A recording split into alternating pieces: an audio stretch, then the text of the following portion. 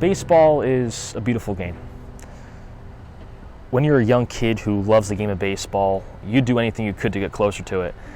And at 11 years old, I made the best decision of my life and took an incredible opportunity to work as a bat boy with a professional baseball organization. For the past 10 years, it's been an honor to represent the New Jersey Jackals organization and be involved in this great game. Today I'm announcing that this 2022 season has been my last one with the Jackals. I remember day one like it was yesterday, walking into the clubhouse for the first time, and as a little bat boy with a notepad trying to see if the players needed anything for me to do for them, and just walking around the clubhouse for the first time and being taught how to be a professional. And that's one of the greatest things about an opportunity like this, is that you're around professional baseball players and coaches who have played at some of the highest levels that there are in this game. And when you're a kid who's able to learn from that, you're able to witness how they go about their daily life and the work ethic that they have. I remember being a little kid sitting in the clubhouse on the couch, listening to the music that they're blasting on the speakers and just the lingo that goes on and what they talk about. And it's just a lot of fun. One of the greatest parts about being involved with a game like baseball is that you're working with people from all over, not only the country, but all over the globe. And they come together with one goal, and that's to win. And when you're able to meet people from all different places and be a part of an organization where you might have a guy from the other side of the country, different Latin countries, and even people from Asia, it's pretty special because there's so many different cultures that come together with that one goal, and that's to win ball games. And that's shown me the importance of working together with people and creating those relationships. And that's probably one of the biggest takeaways for me, is just the relationships that I've gained throughout these 10 years. I mean, I still keep in contact with people from my first year back in 2013, and it's special to be able to still talk to those people and see how both of us have grown throughout the years. When I began in 2013, I had 3 goals that I wanted to accomplish while being here. The first one was to have fun, and that's something that I obviously had a lot of. When you're with professional baseball players, you're going to have fun. And being a kid running around playing catch with AAA big leaguers and going out there and shagging fly balls for the first time, that's pretty special, and you have a lot of fun doing that and learning the game. And I'm thankful that I've been able to learn so much about this great game of baseball and how to properly do things, and things that a lot of other little leaguers at the time wouldn't truly understand unless they're around an environment like this on a daily basis. Another thing that I hope to see while being here is one of these players make it to the big leagues. And for years, I didn't know if it would happen or not. I thought that would be really cool if somebody who I work with made it to the major leagues. And luckily, in 2016, Tim Alderman, who was here my first year in 2013, made it. And to be able to go to New York and Philadelphia to see him with a big league uniform on and have a conversation with him right in front of me is an example of that perseverance and facing adversity and making it on top. And that's just an example of why these guys do what they do. And it is possible. There are players who get signed and make it to the major leagues from here. It's not an easy thing to do. Not everybody does it. It's very slim percentage, but it is possible. And that shows you that if you have a dream, you keep chasing it until you get to where you want to be. And there's a plan for everybody. Robert Stock was another person who I saw in Philadelphia when he was with the Padres. And another example, he once told our manager, "I'm going to make it to the big leagues." And a few years later, he was there. So it's those types of stories that show you that these stories of adversity, they're at the lowest point of their career when they're here, essentially.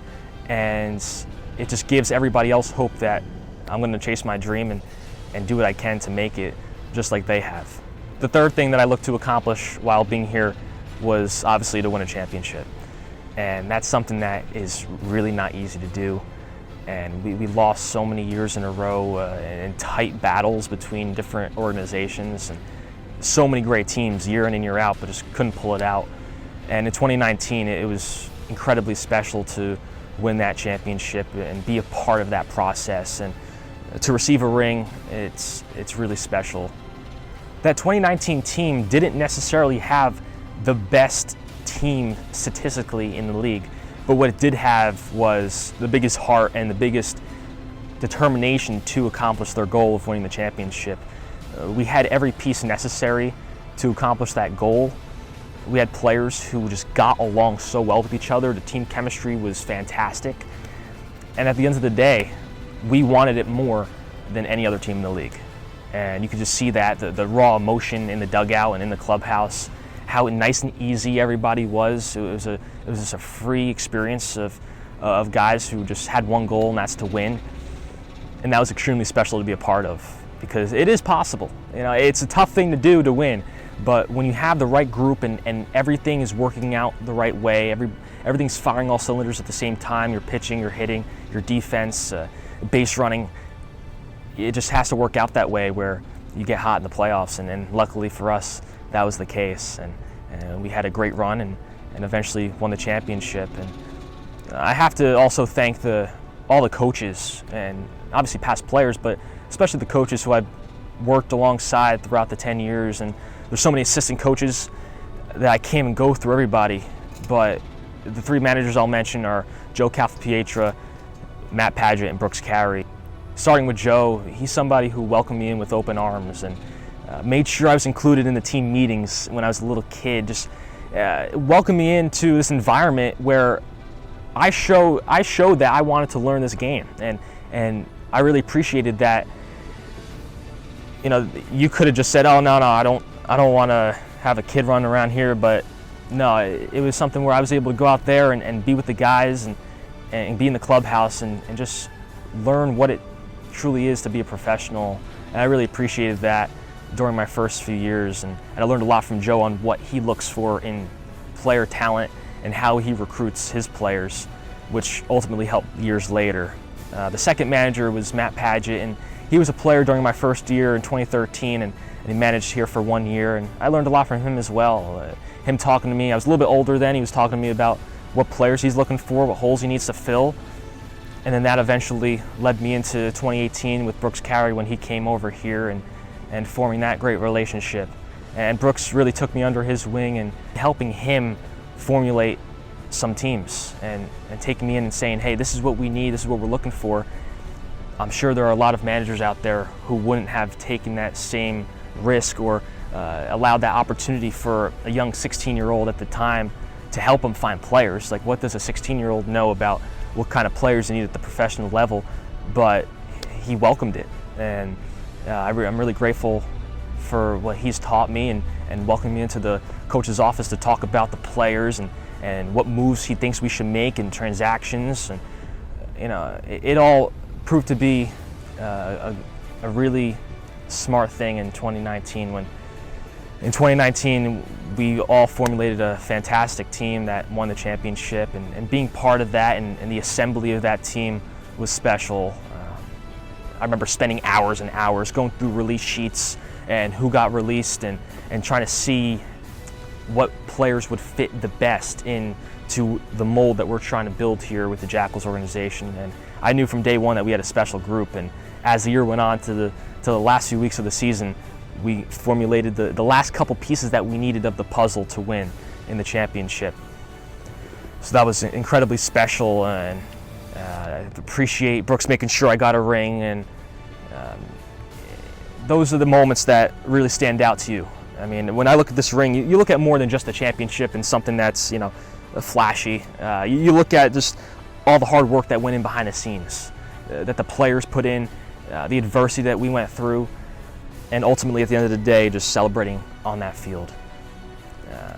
You know, overall, my experience here has been fantastic through the ups and downs. I've learned a lot, not only about baseball, but also the business of baseball and how to run a business and how not to run a business. And there are things that you just take and you apply it to your life as well. There are so many learning experiences in not only baseball on the field, but also behind the scenes as well that you pick up and take into your life. One of the biggest life lessons that working in baseball has taught me is if you have passion for something, nothing is going to stop you. And come to the ballpark every day as a young kid for free just because I want to be here.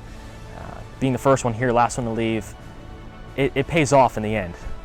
It really does. And it creates opportunities for yourself because of the work that you put in. And if you're the hardest worker in the room and you're the last one to leave and your work is completed and you've done more than what anybody else has done, that mindset will take you to places that you couldn't even dream of because of the work that you put in. And that's what I try to do every day is do my best to not only create content that is able to succeed, but just having the understanding that you're putting in the work necessary that will eventually pay off down the road. You might not see it right away, but it's the work that it takes ultimately in order to be living the lifestyle that you want maybe 10 years from now, 20 years from now, 30 years from now. And that's something that I've learned. And a lot of these players out here on this ball field, they put in a lot of work behind the scenes that you don't see. But when it comes to the best of the best, they're putting in the extra work.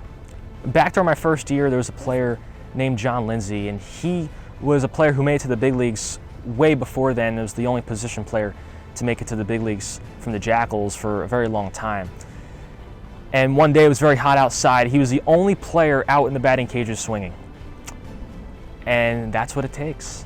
When you put in that extra work, when everybody else is back home or not in the area and not putting in that work, maybe sleeping, that's what then separates you from everybody else and the competition. And you don't even have to think about that competition. You just focus on what you're doing and what you are putting in order to get better. And those are the lessons that you learn from baseball and working in it that make you realize, hey, if you put in the extra work, you're going to do great things. Before I close out this video, I'd like to thank all the other players and coaches who I've worked with, and especially the fans and supporters, because without them and them watching my content and being part of this journey, it would have made my career here a little bit shorter probably after being a bat boy. I'd also like to thank both the Hall family and the Dorso family, the two ownership groups during my time here with the Jackals. First of the Hall family for getting this started, and without them, I wouldn't be here talking about my experiences here. And obviously the Dorso family who purchased the team and kept it going, along with Greg Lockhart. And this was a decision that I pretty much made going into this season, knowing that this would be my 10th and final season, and it didn't have anything to do with the move to a new stadium, but I'm just thankful to have had the opportunity to have been here for 10 seasons and just have so many great experiences. Some of you guys may be wondering, what's next for Billy? What's going to happen now? Well, I've got some things in the works, and I'm going to do my best to ascend throughout the levels. And everyone knows my goal is to create content at the affiliated and major league levels, so I'm going to do everything I can to take what I've learned here and bring that into the next phase of my career. I'd like to thank you for taking the time to watch this video and to support me along this journey. Until we meet again here at Yogi Berra Stadium.